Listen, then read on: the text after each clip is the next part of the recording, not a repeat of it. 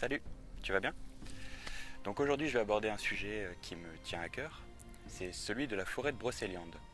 La forêt de Brocéliande, donc c'est une forêt en Bretagne, c'est une forêt où je rêve d'aller depuis une dizaine d'années. J'ai pu avoir l'occasion d'y aller et donc de visiter cette forêt. Donc c'est une forêt qui est au cœur de la légende arthurienne, une légende que j'aime beaucoup. D'ailleurs en parlant de ça, Kaamelott parle de la légende arthurienne et Alexandre Astier s'est beaucoup renseigné sur cette légende pour être à peu près en raccord avec la vraie légende. Dès lors de mon arrivée, je me suis rendu directement à l'office du tourisme de Paimpont pour pouvoir y prendre des informations et savoir exactement où aller faire le bon circuit de visite de la forêt de Brocéliande. En entrant dans l'office du tourisme et en me renseignant sur ce qui était possible de faire à Brocéliande, on m'a proposé de commencer par la porte des secrets. C'est en fait une visite guidée par un animateur virtuel qui s'appelle Pierre et en fait nous raconte les légendes de Brocéliande et ce qui est possible de voir, les créatures mystiques, légendaires qu'on peut voir à Brocéliande. Il nous raconte également l'histoire de Merlin et Viviane qui ont vécu une histoire d'amour qui était chaste et impossible. C'est vraiment un endroit qui est agréable à faire pour pouvoir démarrer dans la forêt et pouvoir se mettre dans l'ambiance en fait.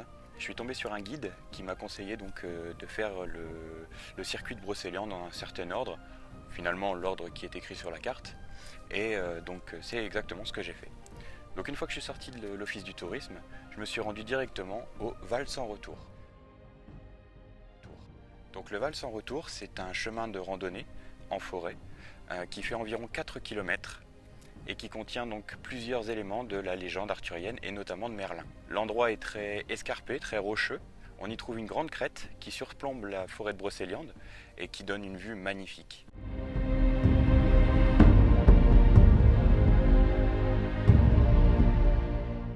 On peut voir aussi une petite rivière où l'eau est rouge. Et elle est rouge en fait parce que le schiste qui se contient dans les roches se déverse un petit peu dans la rivière et donc donne cet aspect rougeâtre. Donc c'est pas du tout des sacrifices des druides modernes. J'ai fait un trait d'humour. Dans la première partie de la forêt, on peut y trouver l'arbre d'or. C'est une œuvre d'art qui a été créée par François Davin.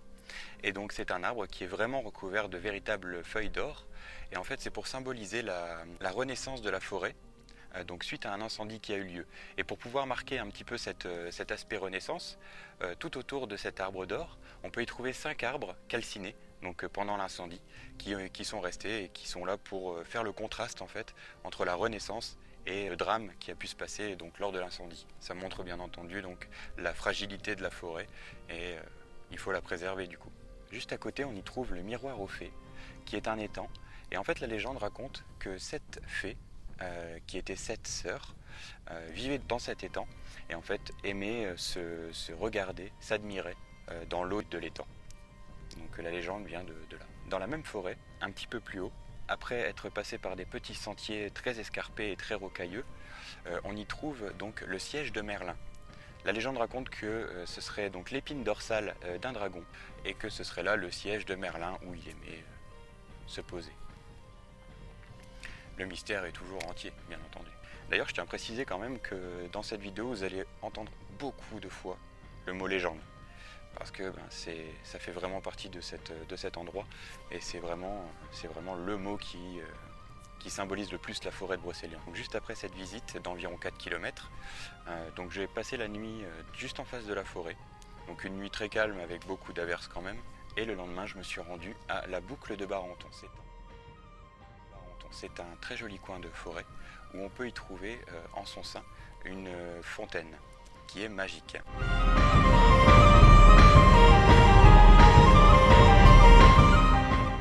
On dit que Yvain, le chevalier au lion, donc ceux qui connaissent Kaamelott ont une idée mais c'est pas du tout le même je pense. Et donc aurait pris une bassine en or, l'aurait plongée dans la fontaine et l'aurait renversée sur le perron. Le ciel s'est alors assombri et un violent orage s'est abattu sur la forêt. Un chevalier noir a surgi et un combat dont Yvain est sorti victorieux s'est donc produit.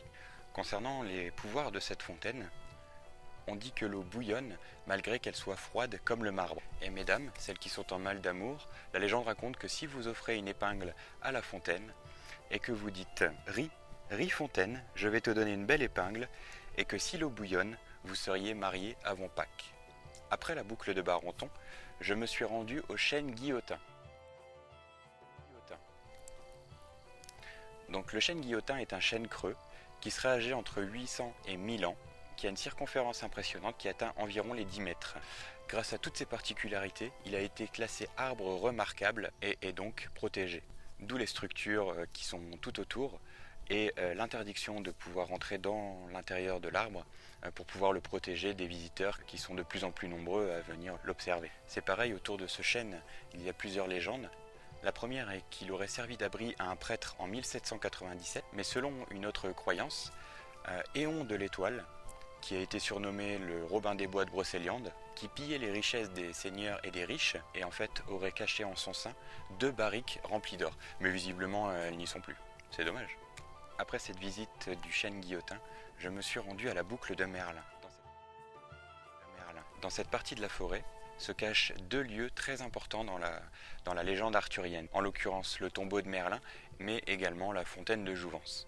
Le tombeau de Merlin, qui a été en partie détruit au XIXe siècle, abriterait donc le célèbre magicien.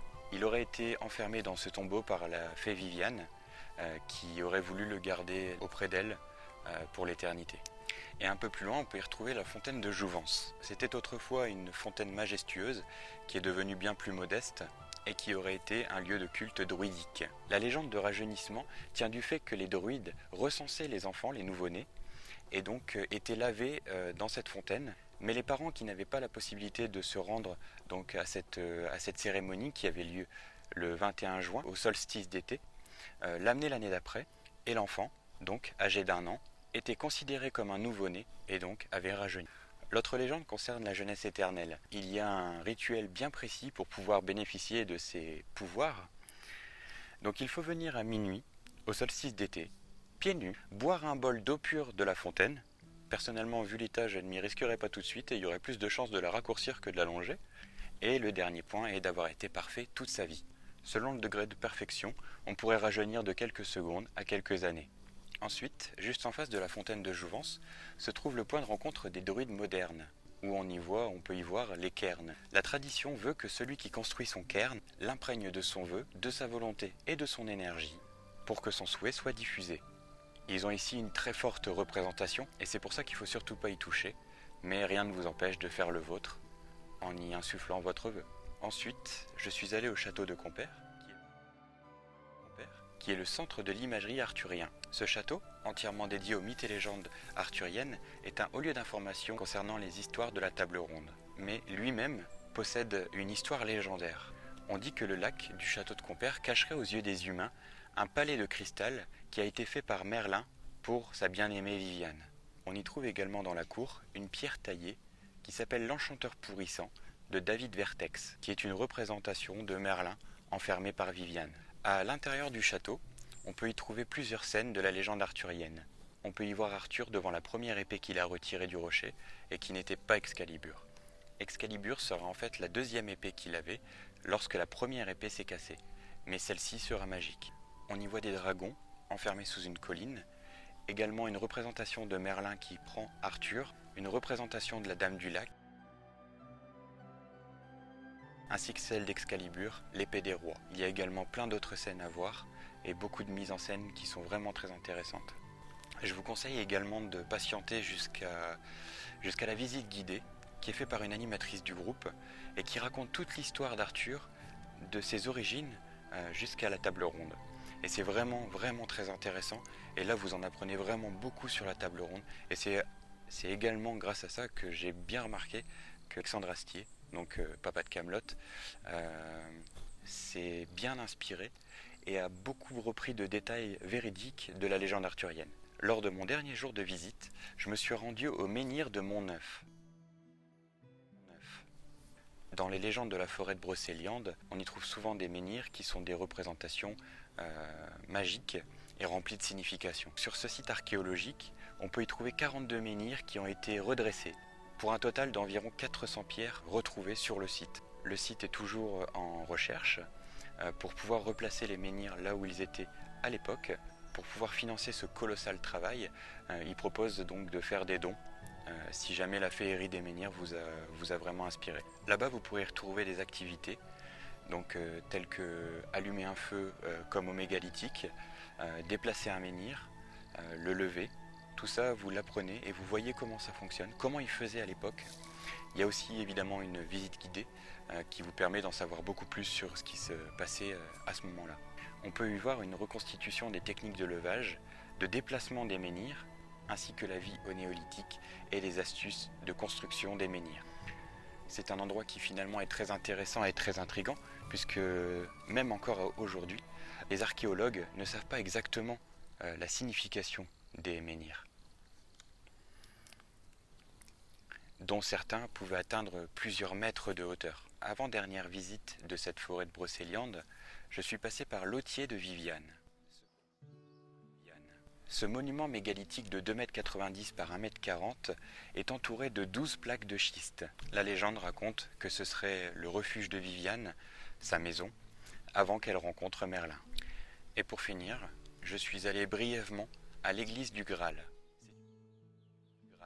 C'est une église qui a été restaurée par l'abbé Gillard, qui a fait des recherches et a trouvé les fonds afin de pouvoir restaurer cette église et faire cohabiter la religion et les légendes de la forêt de Brocéliande. Sur ces magnifiques vitraux, on peut y trouver plusieurs scènes de la légende arthurienne.